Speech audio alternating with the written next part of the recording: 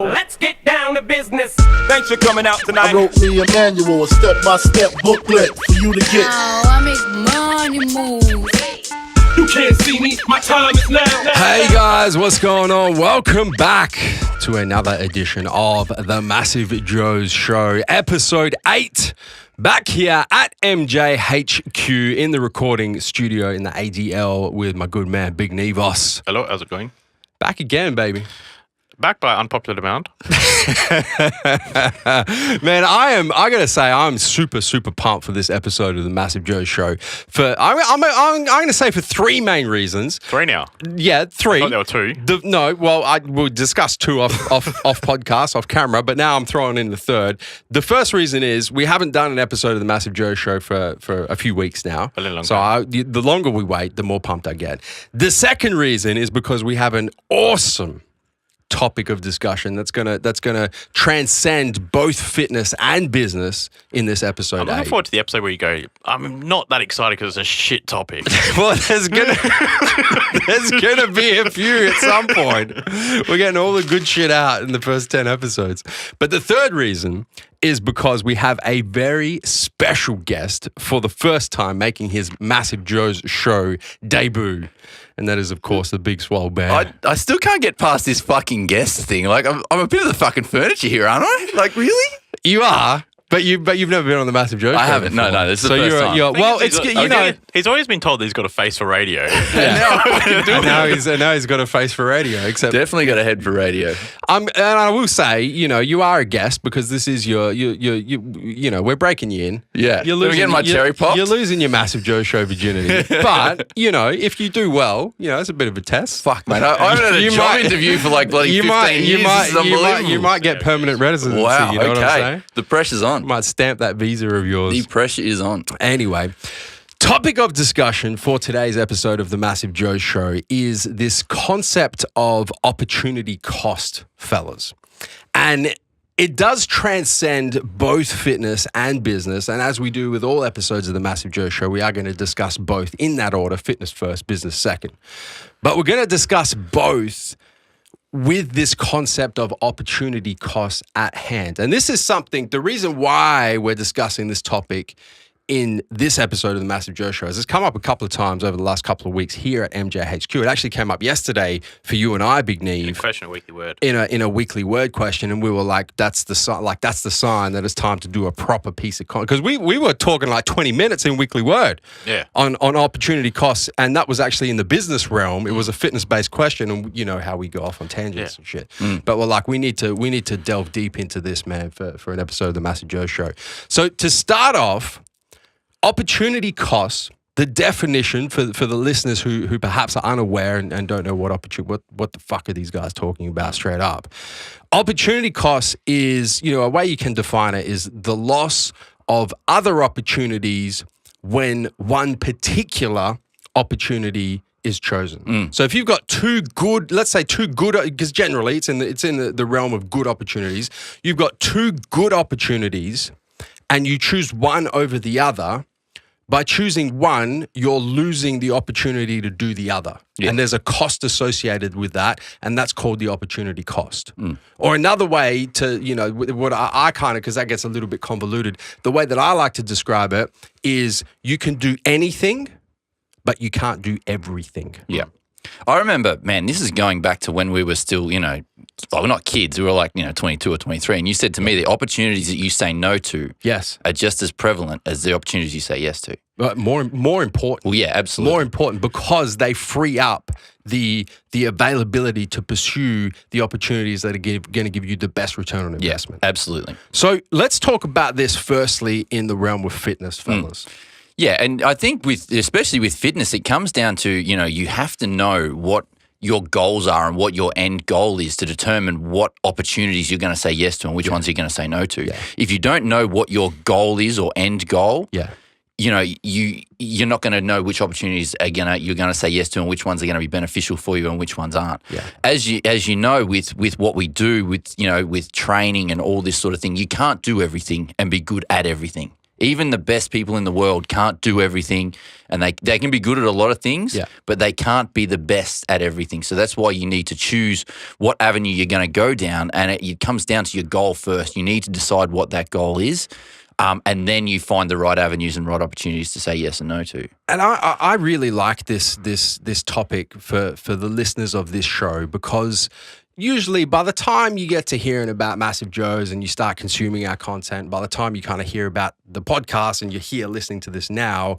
it's not a question in terms of fitness. It's not a question of what is and isn't going to support your goals, right? Most people listening right now know generally what's good and what's bad when it comes to health and fitness. Yeah, absolutely. So what we're talking about here is we're talking about you've got two good choices.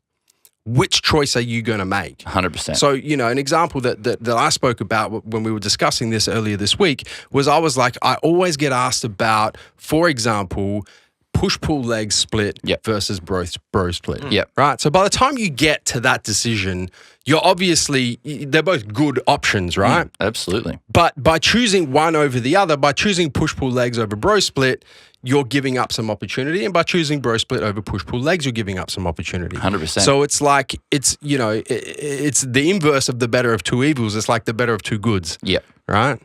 So, But I mean, it comes down to absolutely everything in the gym. I mean, it doesn't just come down to that. It comes down to diet choicings.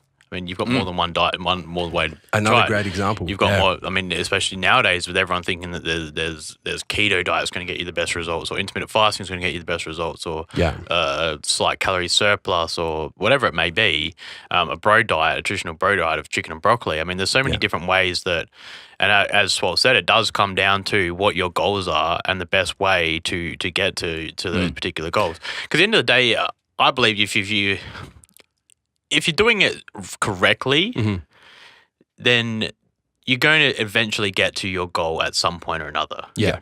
It might take you 20 years, but you could do it in 3 years. Absolutely. So things like... and that comes back to time again, man. Is you look at the time wasted in not going down the right avenue that's going to fit best for you. Exactly. So like stuff like particular diets, I mean, all of them will put you in a calorie deficit, for example. So if we do stuff like intermittent fasting, let's look at keto, let's look at a low-calorie diet, let's look at just whatever.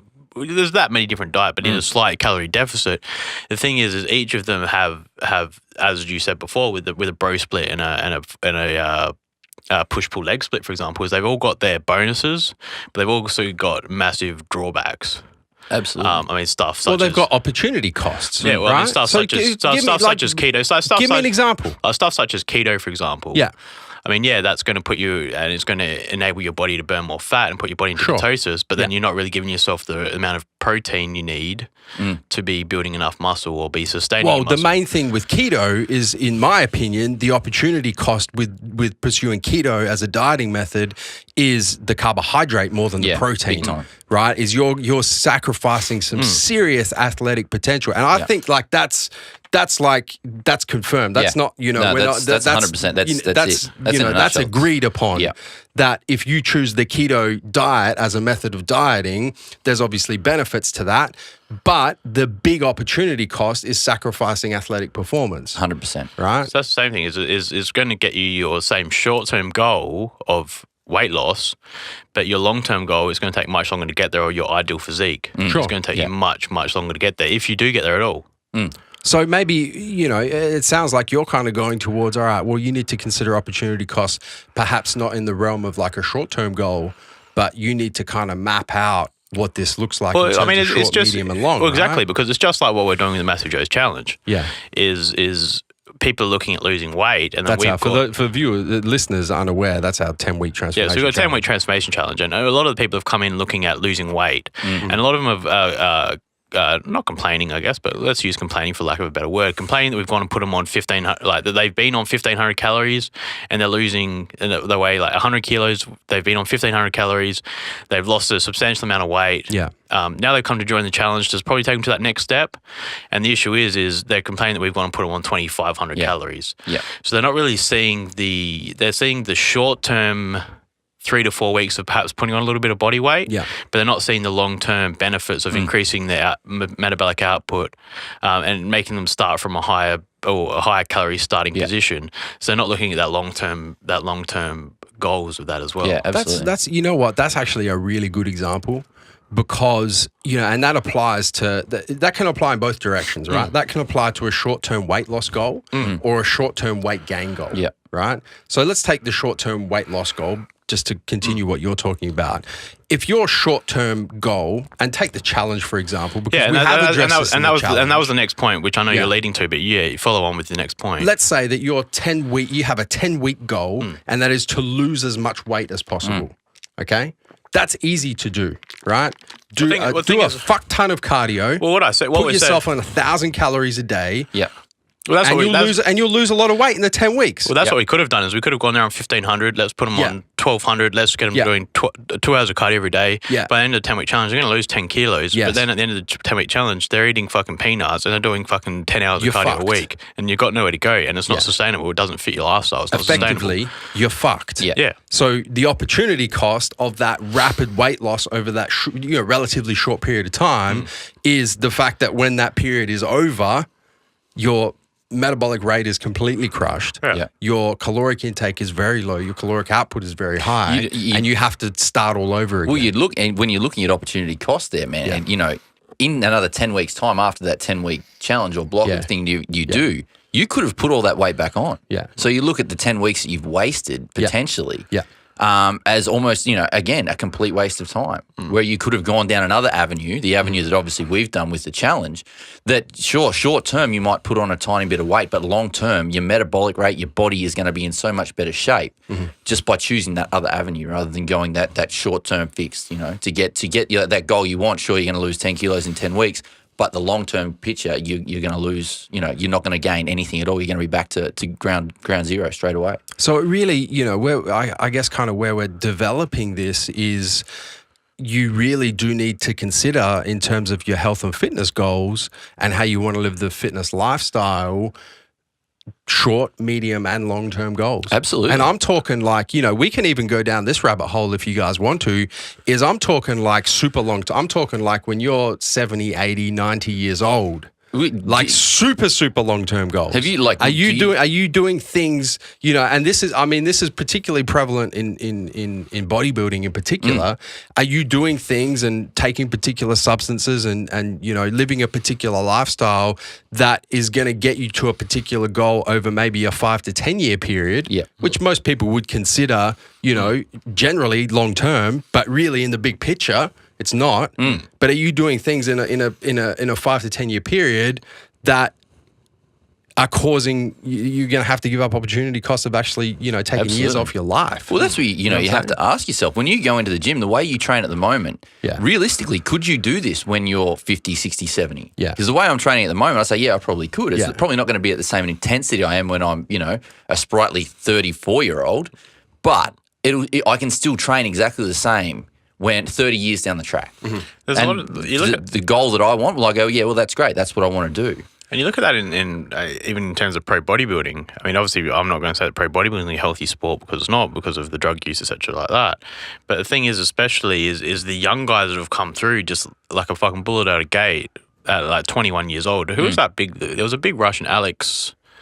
Remember, there's been so many. There was one that was I remember one when I first started out, and he was the same age as me. And this dude was, I'm like, geez, this dude's like, he was on his way to being like a next pro bodybuilder. Yeah. Thing is, he was 21 and the size of a house. A house. He was the size of a pro bodybuilder at 21 years of age, and that was the issue. Is it's not that he's not looking at the long term goals because the effects he'd put his body under, the stress he'd put his body under originally. I mean, it's not sustainable. I mean, you look at someone like Phil Heath who has. And these kind of guys who have progressed throughout the years. I mean, Phil didn't even really start properly training until what he was.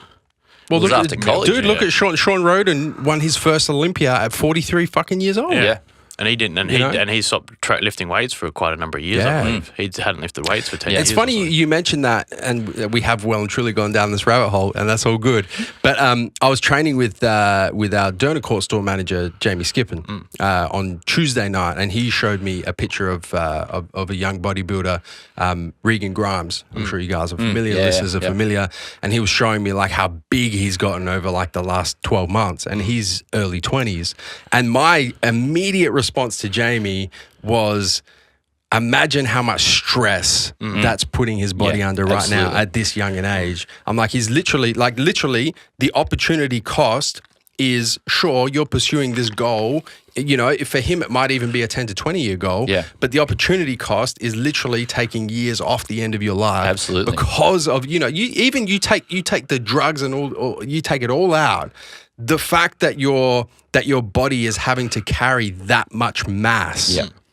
Your body's working really hard to do that. Eat that much protein, consume that much food. Of course. You have to look Pump that much blood around. That's the biggest point. Get that much oxygen in. Yeah. You know what I'm saying? Everything- Like, it's everything working increases. really hard. The thing with that as well is I remember, like, if you put me back at 21, us guys, obviously, well, everyone at 21 isn't very mature. Yeah. No. Obviously, everyone.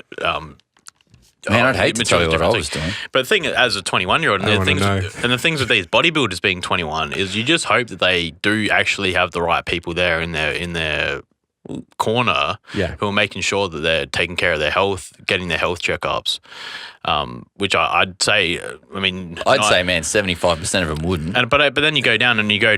But that you might have it because they've got coaches and you're surrounded by sponsors and people in the industry. But then you go and look at the next level down of your amateur bodybuilders, and you see that this guy's pumping this much stuff. I got to go and take this amount of stuff.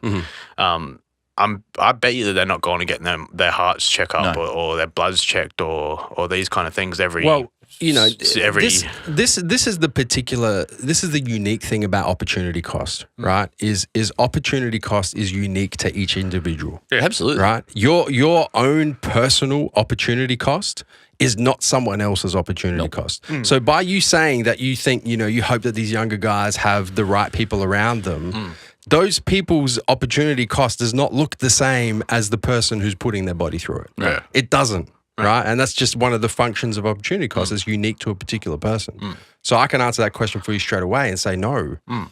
And when you tie that back into, you know, we've gone down the bodybuilding rabbit hole, and let's just come back out now and let's talk about, you know, general health and fitness.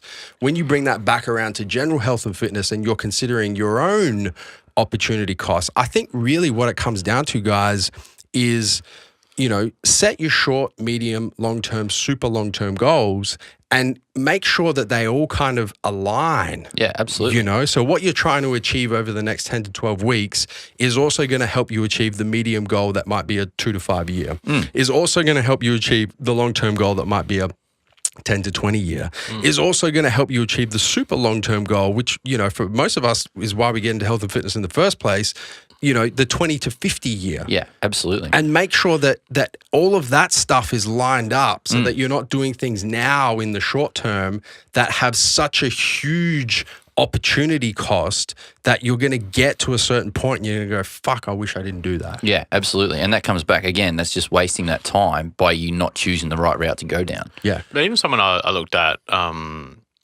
who I trained with Matt Brinoli, who you both know, is Matt Brinoli. I trained with him a lot when I was. There's lots of love on this podcast. He does, no, because he gave me a lot of good advice. He Now, gave you the right advice. looking back on it, is doubt. when I was younger training, I used to rock up a limbo when I was 18, 19, and I used to say, oh, Matt, like 1 week, Matt, I put on a kilo this week. Yeah. 2 weeks later, Matt, I put on another kilo. 2 weeks later, Matt, put on another kilo. I put on 3 kilos in 6 weeks. And he's like, Steve, you're fat. Yeah, exactly. You haven't put on 3 kilos of muscle. No. You've put on like 200 grams of muscle and you've put on 2.8 kilos of pure body fat. Yeah. And then the way he looked at it and said to me, he's like, you should set yourself a goal and try and put on 1 kilogram of lean muscle a year. Yeah. I'm like, fuck that. I look at this as me as a 19-year-old and not having that patience. But then you look at it and you think, well, if I'm 85 kilos lean muscle mass now at 20 years old, by the time I'm 30, well, fuck, I'm nearly 30 now, you're 95 kilos of lean muscle. And as we know now, 95 kilos of lean muscle is a big dude. Yeah. So, it's just not realizing that patience and not realizing the long-term gain and thinking, oh, no, fuck that. I just want to go eat KFC and Macca's and get as Put many on another calories kilo. as Put on weight. Put on weight. Yeah. But then at the end, you've put on 10 kilos, but only 400 grams of that is actually muscle. Yeah. And then you have to turn around and you have to put yourself in a calorie deficit, which is doing the opposite thing of what you want to be doing in building muscle. Yeah. And so you spend 6 months of the year trying to lose weight that you've put on through not looking at the big picture.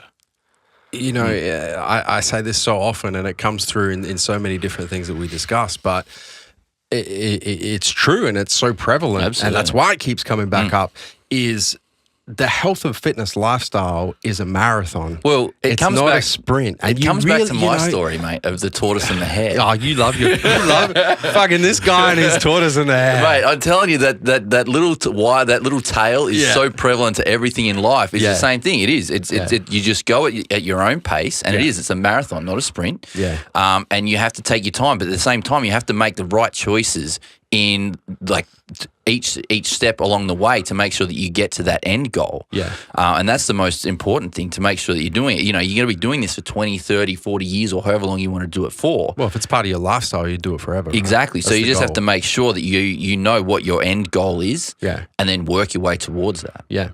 And be patient. Oh, big time. You know, like that's the tortoise was patient. Very patient. That's the biggest thing, is like this health and fitness lifestyle that we live. It is a marathon, right? It's not, you can have periods of sprint if you want to, but you're much better off pacing yourself. Ooh. You're much better off, you know, doing things right now with your medium, long, and super long-term goals in mind, and keeping in mind this concept of opportunity cost. If you're deciding between a good option and another good option, you know, the best way I feel to kind of choose which one is better is which one supports those goals when you line them all up and say medium, long, super long, short, medium, long, super long. What does that look like? How did all of those goals align? How do all of those interests align? And which of these two good options that are presented to me right here, right now, are going to support all of those goals lining up? I mean, then if you go and look at it just real quickly, what you spoke about before with push-pull legs versus bro split. Yeah.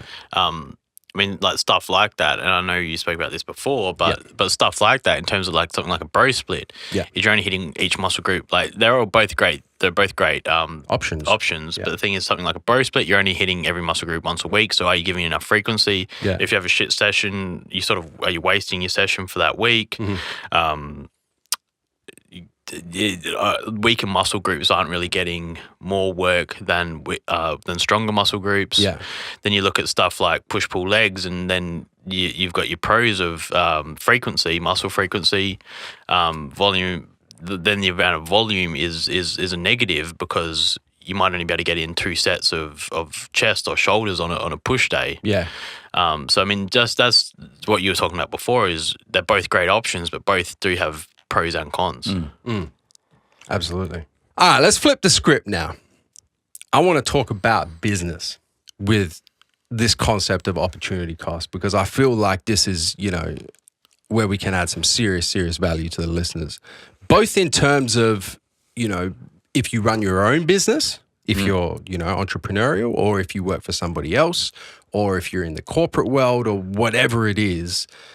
You know, the concept of opportunity cost really is a business concept more than anything. Yeah, absolutely. And the question that you and I had, Neve, yesterday in Weekly Word was actually about delegation. It was. And this is something that, you know, that I'm really, really big on here at Massive Joes, and I kind of push you guys as well as all the rest of our management team here is, you know, if you're trying to take your part of the business to the next level, you can't keep doing the same shit you're doing and expect to, you're going to hit a glass ceiling. Yeah. And what causes that glass ceiling is not necessarily lack of effort, is not necessarily lack of work ethic. You know, you guys you putting in effort, you're working hard and whatnot. But usually what causes the glass ceiling is that you get to a certain point and you now need to maximize your return on time investment. And if you're not prepared to delegate, your return on time investment is going to stagnate. Yeah. And that's going to cause you to hit that glass ceiling. Absolutely. So how do you get through that? Well, man, you know, looking at time, I would say time is the most valuable commodity we have.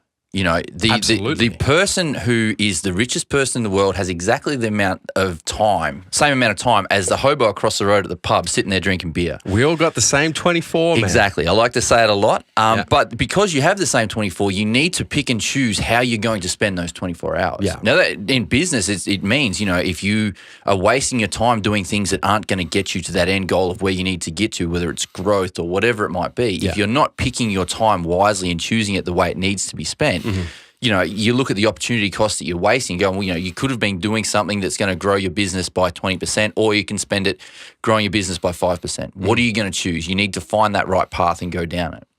So when it comes down to time, because time is so precious, really, you need to spend it and think about how you're spending that time. It goes back to the quote that I kind of opened this episode up with, where I said, one way of thinking about opportunity cost is that you can do anything, but you can't do everything. Absolutely. And this is where delegation in the business realm is so important, because you can't do everything. No. You're going to reach a point in your career, whether you're an entrepreneur running your own business, or you're a manager in someone else's business, or you're working in the corporate world, or whatever it is, you can't do everything. You just don't have the time, as you say, to do everything. It's impossible. Yeah. And Neve, I think you probably experienced this. Well, both you guys really, but you probably experienced this over the last 12 months, kind of moving from roles within the business from a national sales manager into a general manager. Well, especially from things such as on my point of view, on my scale, was as I said before, was stuff like doing the sales inbox. Yeah. And I guess there was still no real position that really encompassed the inbox, for example, like the sales inbox and answering emails, where's my order? Customer service, really. There wasn't really a role for that. So I was kind of still doing that kind of emails every day, like where's my order? Why haven't I received it? What's the best protein powder you stock? What's the best pre-workout? When are you getting more stock of X, Y, Z? Then I sort of sat back and my time can be a lot better spent organizing our new apparel, or it could be trying to find new locations for our retail stores. Yeah. And, I mean, that was my return on investment. It probably wasn't worthwhile from my point of view, my time and my day. Sitting there just answering those mundane emails that really anyone in the business could answer. Yeah. And B, also for your point of view, it wasn't worthwhile you paying me when you could be paying somebody else. No offense, at a cheaper rate to be answering those questions. I want you to go there, because I think this is a keep talking. Yeah, but just because especially for I think it has to work on all levels, not just as I think you have to look at it both ways, as the person you are saying, is what I'm doing the best. How do you say it? You say is it the best? I think, man, best ROI, the best use of my time. Yeah. But then also look at from a boss's point of view. If I was in your shoes, is what I'm paying Steve for, could somebody else be doing this, and is this Steve's best use of Steve's time? Yeah. And that's the thing. You're not going to pay the general manager to go and sweep the floors out in the warehouse, are you? Because if you look at the potential and what he could do for the business, you just go, well, why the hell is he wasting his time sweeping the floor? Sure, it has to be done, but you can get someone else to do that and get Steve to work on, what he's better at. And you've got, I want you to tell your kind of progression as well, because I think that's a similar but also polarizing example, is kind of when, you came into the business, 5-6 years ago? 5 years ago, 5 or 6, yeah. Yeah, to run the wholesale side of the business, which at that time was kind of comprised primarily of, personal trainers, small gyms, small wholesale type accounts. And then as the business has kind of grown and we've explored more of the distribution side of the business, like it got to a point with you, which it was like 12 months ago, right? Yeah, be close. Pretty much bang on. It was about 12 months ago where I said to you, I'm like, Joel, you can't continue to run that side of the business. We need to bring someone else in to do that. And I need you to spend your time on the distribution side of the business, because that's going to give much better return on investment of your time. Yeah. So, both you guys, as you've kind of progressed through the MassiveJoes business, have come up against this, whether we've packaged it and called it opportunity cost, or whether I've kind of packaged it and called it, I need you guys to be doing stuff that adds more value to the business with your time. Yeah. However, we've kind of packaged that, it is opportunity cost. Just expanding on Joel's thing there is Joel was getting orders and then writing invoices for those orders. Yeah. Whereas anyone really could be doing that. And that's why you did get a tool IC. Yeah. Whereas Joel's strengths is getting new accounts and dealing with their existing accounts to get more sales and more business. him sitting there answering emails and then typing in those orders into an invoice and then sending the invoice to the warehouse. So that wasn't Joel's best ROI. Yeah. So that's why we got him to focus on his strengths and what he's good at and what's going to be the best ROI, and then got someone else to do the invoicing. And I think that what Steve just touched on then is very important when you're looking at opportunity costs and which path to go down is and I always say, and I believe you should always work to your strengths. And sure, it's great to get out of your comfort zone every now and then, but if you can sell the shit out of something, then you sell the shit out of it. You know, you don't try and do something else. You focus on what you're good at and you excel in that particular area rather than trying and dabbling in a few different other things and, I want to try this just for my own personal growth. No, stick to what you're good at and work that until, you know, it gets to the point that you're at the top of that particular field. Absolutely. I want to I'm going to give my personal experience with it as a business owner, and then I'm going to circle back and just talk about you guys a little bit as well. But when I first started Massive Joes, you know, as a business that literally started from nothing and has been bootstrapped the whole fucking way, I've literally done everything. You know, I've packed orders, I've processed orders, I've done customer service. I literally, everything that happens in this business, at some point in this business, I have done that. Well, just to quickly touch on something, I have actually seen, Joe, when the business is still, you know, running out of a garage pretty much, unload a semi-trailer full of protein. Absolutely. It wasn't a forklift. It was hand unload that shit. So that's what I'm talking about, you know, where fucking box, man. Yeah, where, you know, it's everyone has obviously done something, and just to touch on that quickly is, you know, he's done literally everything in this business. The thing is, if I was still doing all that shit, the business would not be where it is today.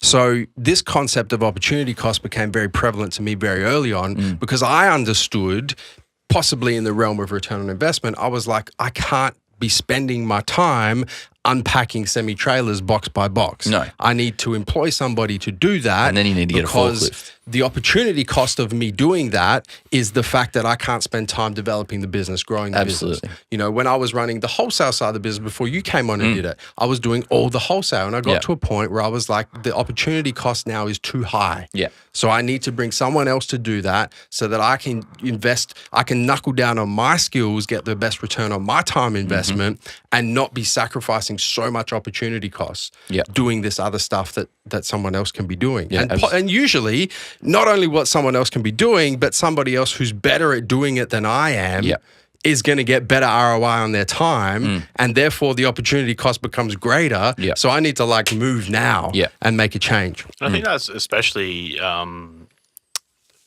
prevalent for businesses who are labor intensive. Yeah. And this is just going out there for businesses such as, let's go to like labourers and landscapers or tradies, or effectively. tilers, anyone like that. Yeah. Who you get paid by doing jobs. Yeah. You get paid by laying tiles, and you don't get paid at the end of the job until all the tiles are laid, grouted, cleaned up, Job tidied done. up, job done. Yeah. Thing is you can't get that job done if you're sitting at home doing your bookwork for the first 4 hours of every Monday because you need to get that done. Obviously, not everyone works 7 days a week, and you might be able to have time for that. But if you're, especially in the first instance of a business, if you're working 6-7 days a week, and then you've got to do your bookwork on top of that, invoicing, quotes, I mean, a lot of the behind the scenes things, doing quotes, but also writing quotes, writing out invoices, then doing your PAYGs, doing your BAS, doing all those kind of things. You're better off almost outsourcing those kind of medial tasks. And just focusing on the labour-intensive things that you can't get someone else to replicate. Yeah.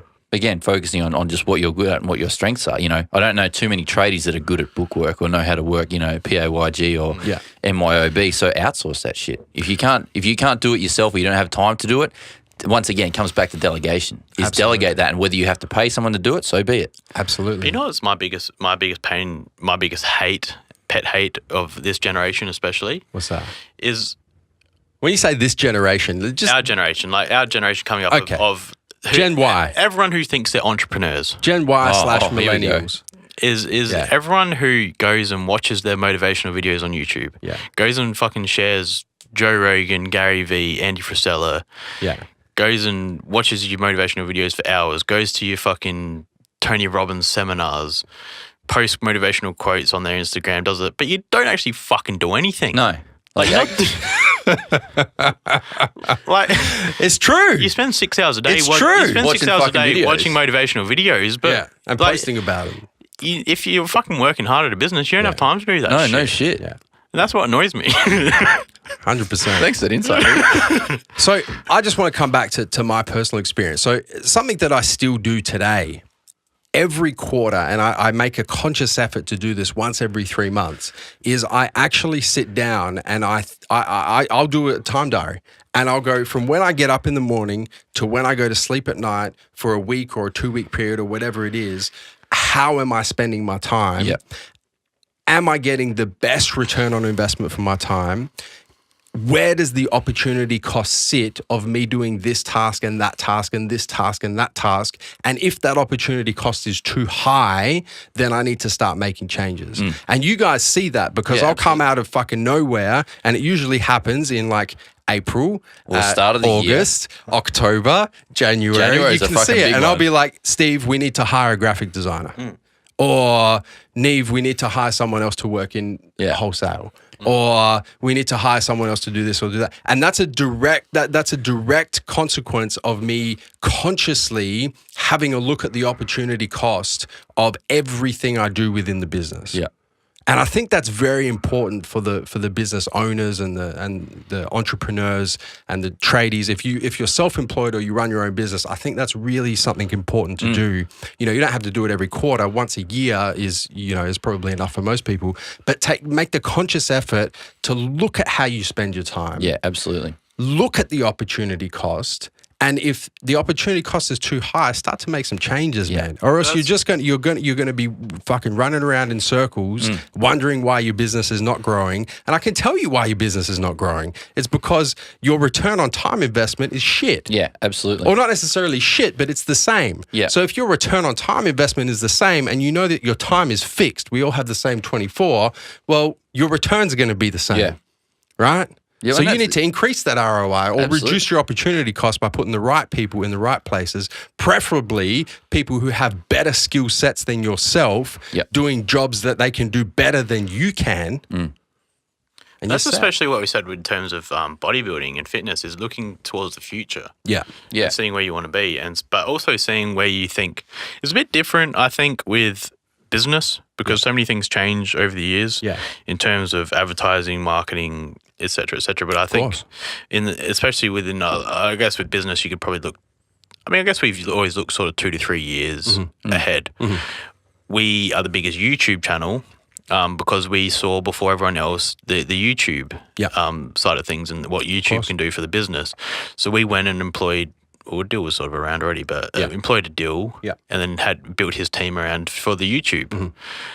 We've done things like the cameras, the filming studio, those kind of things. So we've built up because we know where that can take us. Yeah. Then now it's gone to, especially where the next avenue of growth is more Instagram and Facebook ads. Social media advertising. Social media advertising, which also revolves around videos. And now, as you said, graphic work. So graphic designers to be doing those graphics for the Instagram and Facebook ads, as well as the other graphics we need. Yeah. But the thing is, we can see where the business is going, and then we built our team around that. And especially with you, and this is where you've gone to with sort of bringing me on as general manager now, and taking a lot of your day-to-day tasks so you can focus solely on shooting the videos and shooting the content that we need for those Instagram, Facebook, and YouTube, which is where we can see the biggest growth for MassiveJoes. Absolutely. Yeah. And now I just want to flip it a little bit, and I want to talk about the flip side. I want to talk about people who don't run their own business, people who work for someone else, and I want to talk about career progression. Yeah. Because this is a big thing that I'm kind of big on in this business, and in particular with management here at MassiveJoes is we have our performance reviews, proper formal performance reviews once a year. And, we go through wages and, people hit me up and, want a pay rise or an extra bonus or this or that or whatever. And my question immediately back is, show me how you've added value to the business. Yeah. Why should I give you an extra 10 grand a year? Or why should I give you an extra bonus package on top of your KPIs? justify that to me. Yeah. Right? Justify how you've added value to the business. So if you're an employee and you're working for someone else, no doubt you've had that conversation many times. Of course. Right? Because that's career progression, right? If you're not interested in running your own business, that's more than fine, but you're still probably interested in career progression, right? Everybody is. Everyone likes making money. So it's you need to look also then as an employee at your own opportunity cost and how you can continue to add money to not necessarily money, but add value to a business, however, whatever your role is, however you add value to that business. You need to really triple down on that and figure out, okay, what are my strengths? What are my weaknesses? Let me focus on my strengths because I know that that's going to give me the best ROI. And if I'm spending too much time doing shit that I'm not good at, the opportunity cost of doing that is at my strengths. Absolutely. Is at the peril of my strengths because I'm not spending time doing this very high ROI stuff over here. I'm spending too much time on this low ROI stuff over here, and the opportunity cost is too fucking high. Absolutely. And, there's nothing wrong with, with trying to build up and work on your weaknesses. There's nothing wrong with that at all. Sure. But like you said, you need to focus on those strengths because that's what you're good at. Yeah. If you're good at something, then, like I said before, is you just keep doing it because that's going to give the business the biggest ROI, give you the chance to actually get a promotion or whatever it might be, or get that extra 10K a year in your pay packet. So, you need to do that. And if you try and find time to work on your weaknesses, if you can do that. But, at the same time, you still need to focus on what your strengths are. Everybody has them. You just need to find out what they are, I don't know anybody who is good at absolutely everything, and that's why, an employer has different employees to do different jobs and focus on what their strengths are. Yeah. Because, that's you just need to find what those strengths are. I mean, it's not just in terms of earning and jobs as well is, as Joel said, finding out what your strengths are and then finding a job which you can make the most of your strengths. If that is what you, I guess it comes two ways. If money and the pay packet, like you were saying before, is one of your main objectives, then you really want to be doing what you're best at. And if you fucking love going to Coles and fucking packing shelves at Coles, and that's what you love, and it fucking, I was going to say get your dick hard, then go do that. But the thing is, if you're looking for something that is going to get you the most amount of money, if you look at something like a shelf packer at Coles or the fucking main car salesman at Mercedes-Benz, the main car salesman at Mercedes-Benz with the commission is going to earn a lot more money than a shelf packer doing night fill at Coles. Yeah.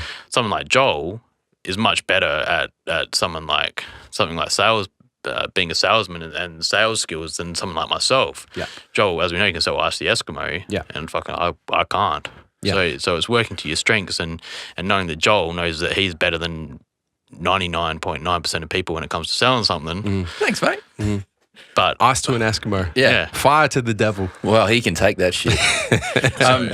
But the other thing with that, it's not only just comes down to money as well. It comes down to job satisfaction. And 9 times out of 10, the person who is working towards their strengths and what they're good at is going to be satisfied within their job, and they're going to enjoy their job because they're not out of their comfort zone too far. They know what they're doing and they're working hard, so they're going to keep getting rewarded for that.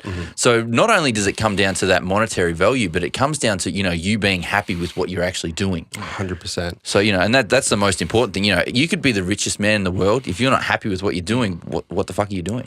And this is a discussion that you and I have had on many occasions, Neve, when we've discussed what the future of Massive Joes looks like, and do we have the right people in the right places, and where can we add some extra value in terms of human resources and whatnot. And the thing that I always say to you is we need people doing what they're passionate about in the right parts of the business doing that. Because if people are passionate about what they're doing, naturally the return on time investment is going to be the highest it's possibly going to be. Naturally, they're going to go outside of their comfort zone and give that little bit extra because go above and beyond. Go above and beyond, exactly, because they're passionate about what they're doing. On the flip side, if you've got the wrong person with the wrong skill set doing the wrong job, it's a fucking disaster in terms of ROI. And it's a disaster in terms of opportunity cost, not only to the business, but to that particular individual as well. Absolutely. Well, that's so there's probably a bunch of people listening to this right now working for somebody else going, fuck, I know, like I've got the gift of the gab, man. Like I'm a swole. Yeah. I can sell ice to the Eskimo. I can sell fire to the devil, but I'm working in customer service. Yeah. Or I'm working I'm working as a tradie in a laborious job. Or I'm doing something that I know right now is not what I'm the best at, or not what I'm passionate about. If you're talking about job satisfaction, it can work either way. Not what I know is going to get me the best ROI. Yeah. So if you're listening now, understand that every single day that you're doing that job that you're 100%. not satisfied with, or you're doing that job that you're not passionate about, the opportunity cost of doing that is doing something that you are passionate about, doing something that you do have an incredible skill set to excel at, and doing something that is going to advance your career. You're literally giving that up to do whatever the fuck it is you're doing because who the fuck knows why you're doing it. Maybe you've just been doing it that long that you've never actually stopped to think about it. Well, use this as the opportunity to go, fuck, I'm going to stop and think about this. In saying that, it's also a two-way street, though, with the boss and employer. And if you're an employer, you need to be creating the correct environment and the right environment for your employees to get the most ROI out of them. 100%.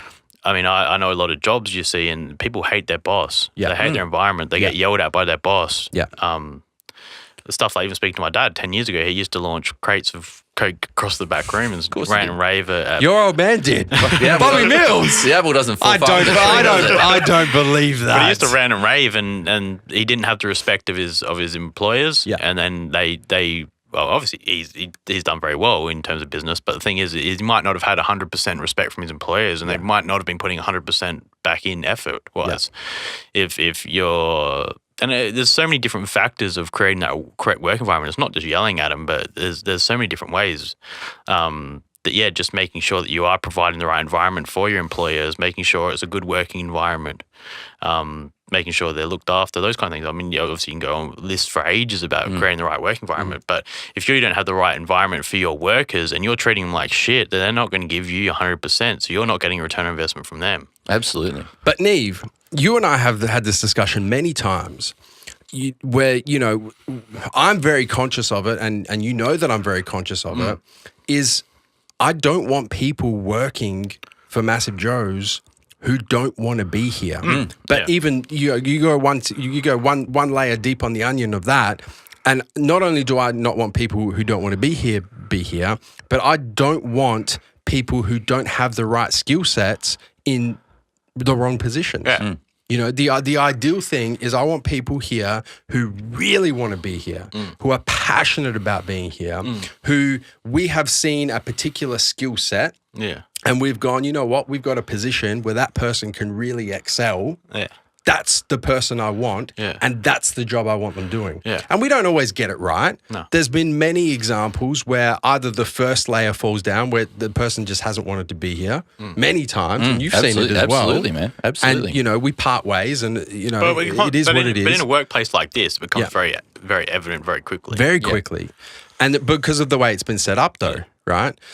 And then the second thing is, we've had people that haven't had the right skill sets who are very passionate about the business and do want to work in the company, but we've just mismatched the skill set with the position and we've moved the person around. Absolutely. And we've seen that a number of times where that person has gone from being an average employee to a fucking exceptional employee. 100%. And that's a big thing for me, and that's a big part of our culture here at Massive Joes is, we actually want people to develop. Well, you have to. And that's coming back to your old man, Bobby Mills, there's two, there's multiple types of businesses, but there's two very polarizing types of businesses.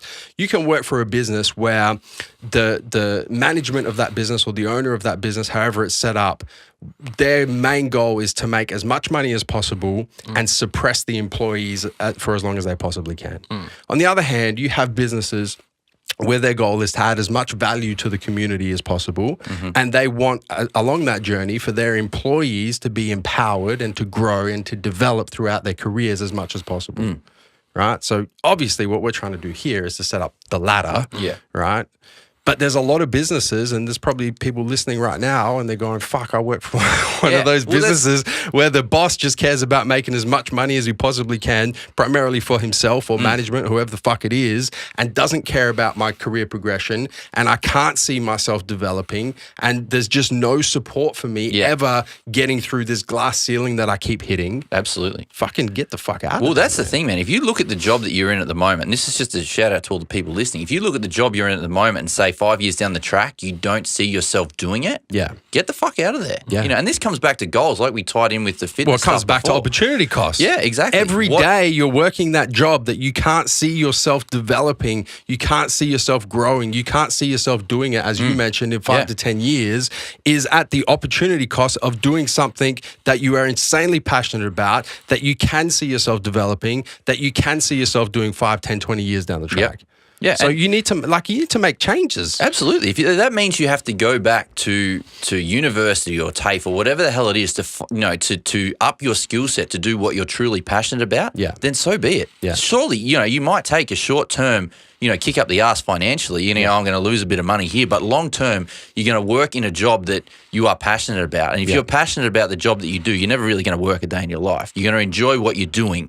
You're going to get job satisfaction. You're going to excel in that role. So if you need to do that short term to go backwards to go forwards, then so be it. But on that, exactly what you're saying, no, but there's another sort of just deviating off that is if you're a manager, and going back to my dad with Coles are very good at upskilling and they send them off on courses and many different courses. And I'm lucky because my dad passed on a lot of that stuff. But the thing is, if you're a manager or you're a manager or a high level person, it's ROI for you, your return on investment of going to a 3-day course and learning how to treat employees or how to get the best out of your employees or how do I manage a group of people. It takes you 3 days, but then you come back and you start implementing those things and you've got 10 employees and then they start putting in an extra 10 to 20% extra because you're managing them better. Yeah. How are you managing better? Are you delegating their skills better? Are you treating them better? Instead of fucking throwing a carton of Pepsi Max, are you going up? And something that my dad always says is every employee that he sees, as soon as he walks into work, he goes around, shakes their hand and asks them 3 questions. How are you? How was your weekend? Did you watch the footy on the weekend? Whatever it is. But my dad always asks every single employee, and Coles has 50 plus employees, but every single person he goes up, says their name, says hello and asks them 3 questions. And it makes them feel wanted and makes them belong at work. And he gets so much more instead of them just walking past him, putting his head down thinking, oh, I'm better than you or not engaging with them or not knowing that you played in a netball grand final on the weekend. You're going to be getting a lot more out of your employees that way. Absolutely, man. And I've worked in one of those. You mentioned that, and literally like Santos, just came straight back to me. Yeah. I've worked in when I used to work for Santos, I had a boss who was like that. Fucking walked in, head down, didn't acknowledge anybody, went to his desk, never spoke to fucking. It was horrible. But then you look at it, and you would not have done anything to go really above and beyond for any kind of personal reason. Well, for him, I did anyway because that's just my personality. That's you. But that's maybe not. But 90% the culture, of the okay, so I did, but the rest. So I worked in a team back then. It would have been 8 to 10 guys, maybe 7 in the office and 3 in the field.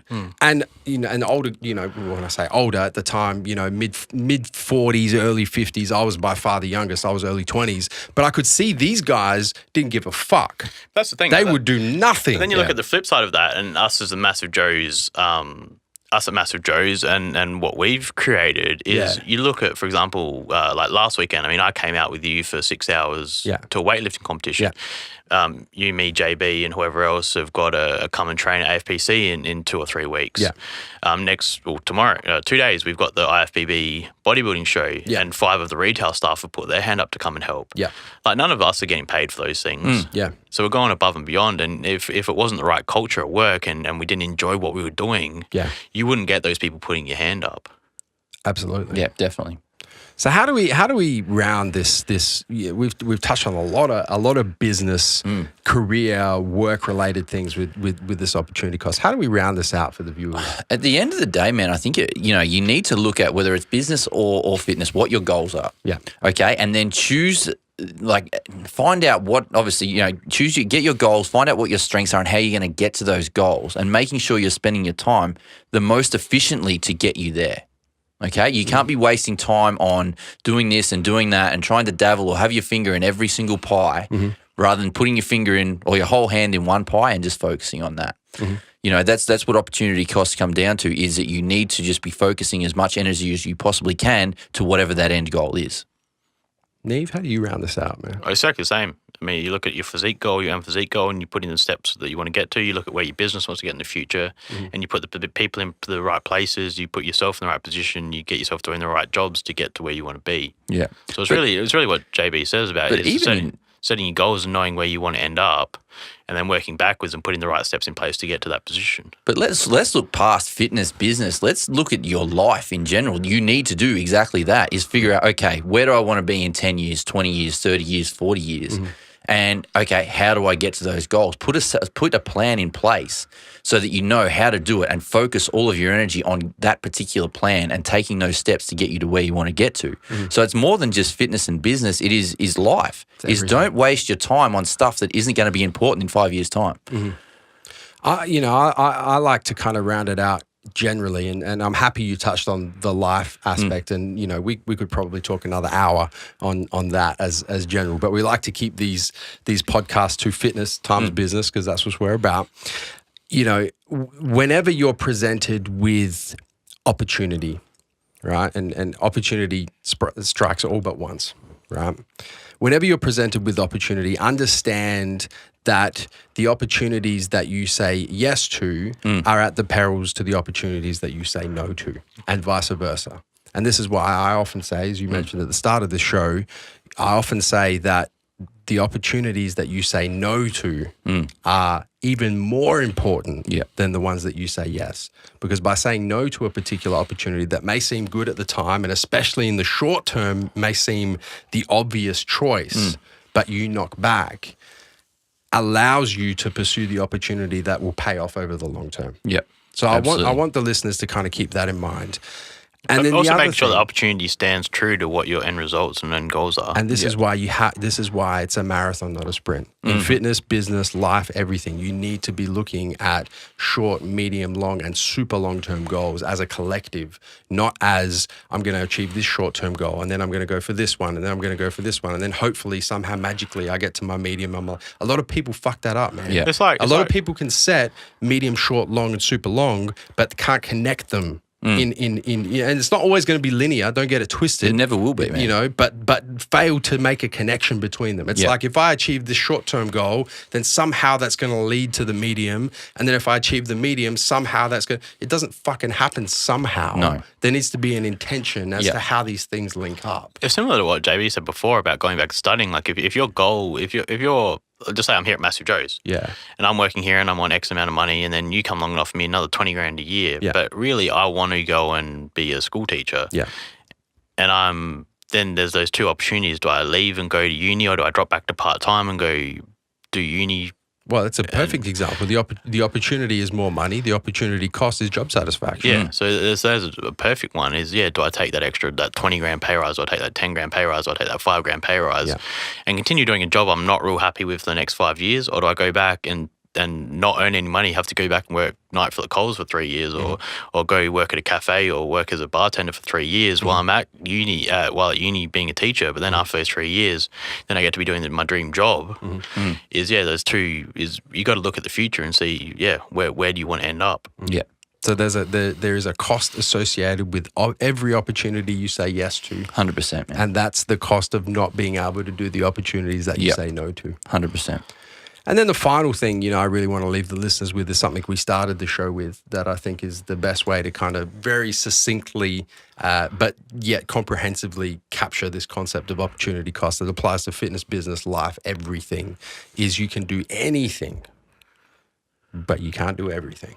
Yep. You fellas got anything else you want to add? Stick to what you're good at. Tortoise in the hair. Big Neve, you got anything else you want to add, man? You do you. Live your best life. There you go. All right, guys, that's a wrap for this episode 8 of the Massive Joes Show. Big Swole, thank you very much. Let's hope I'm back next time. Well, we'll let the viewers decide. Yeah, no We'll let shit. the listeners decide. If they like you, you'll be back If in. anyone If says not, no, I'll come and I'll you know, find you and I'll kill you. it's been great, man. You live your best life. You do you. Until next time, where are we coming to and from, Neve? MassiveJoes.com. Thank you for listening to this episode of the Massive Joes Show. Make sure you subscribe on your favorite podcasting platform, whether it be SoundCloud, iTunes, YouTube, Podbean, Stitcher, or TuneIn. And if you enjoyed listening to this episode of the Massive Joes Show, ensure that you give us a 5-star rating on your favorite podcasting platform. Until next time, we're coming to you from MassiveJoes.com.